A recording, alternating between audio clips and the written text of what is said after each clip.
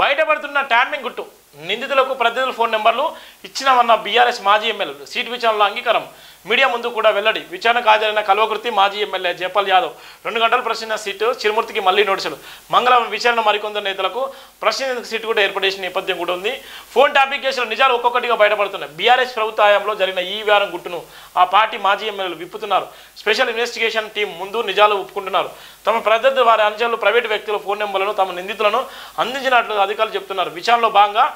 Nagarikal BRS మాజీ MLA Chirumurthi Lingaiah Kalwakurthy మాజీ MLA Jaipal Yadav పోలీసుల ముందు వాగ్మూలం ఇచ్చారు కేసులో నిందితులైన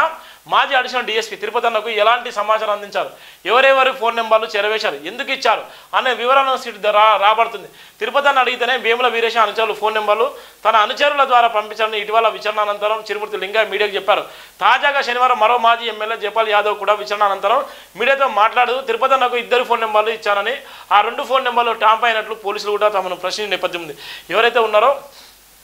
ఎవరికి ఆ ఫోన్ నెంబర్లు ఇచ్చారు ఎందుకోసం ఫోన్ నెంబర్లు ఇచ్చారు ఏ కారణాల కోసం ఫోన్ నెంబర్లు ఇచ్చారు అనేటువంటి అంశాన్ని దృష్టిలో పెట్టుకునే ఇలా ఉన్నటువంటి సిట్ అయితే ముందుకు వెళ్ళిపోయింది దానికి సంబంధించినటువంటి ప్రధానంగా కూడా ప్రభుత్వం చేసేటువంటి సిట్కి సంబంధించి ఒక సీనియర్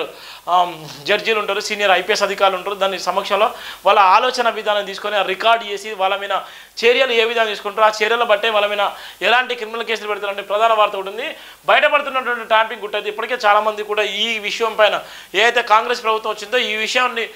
ముందస్తుగా చెప్పిన నేపథ్యం ఉంటుంది కానీ ఇప్పుడు కాంగ్రెస్ ప్రభుత్వం వచ్చి 11 నెలలు అవుతున్నప్పుడు కూడా ఫోన్ ట్యాంపింగ్ విషయం అయితే పక్కన పోయింది ఫోన్ ట్యాంపింగ్ విషయంలో రోజుకొక మలుపు తిరుగుతున్నటువంటి పరిస్థితి మనం చూస్తున్నాం ఎప్పుడు ఏమైపోతుంది ఫోన్ ట్యాంపింగ్ విషయంలో మాజీ ఎమ్మెల్యేలు కానీ లేకపోతే ఉన్నటువంటి కేసీఆర్ కానీ కేటీఆర్ కానీ వాళ్ళని అరెస్ట్ అవుతారా లేకపోతే ఇప్పటికే ఉన్నతంగా ఉన్నటువంటి పోలీస్ అధికారులు కూడా వాళ్ళు జైలు జీవితం గడుపుతున్నారు ఫోన్ ట్యాంపింగ్ విషయంలో ఎవరైతే ఉన్నతాధికారులు ఉన్నారో పోలీసులు కూడా ఇప్పుడు కూడా జైలు జీవితం గడిపేటువంటి పరిస్థితి ఉంది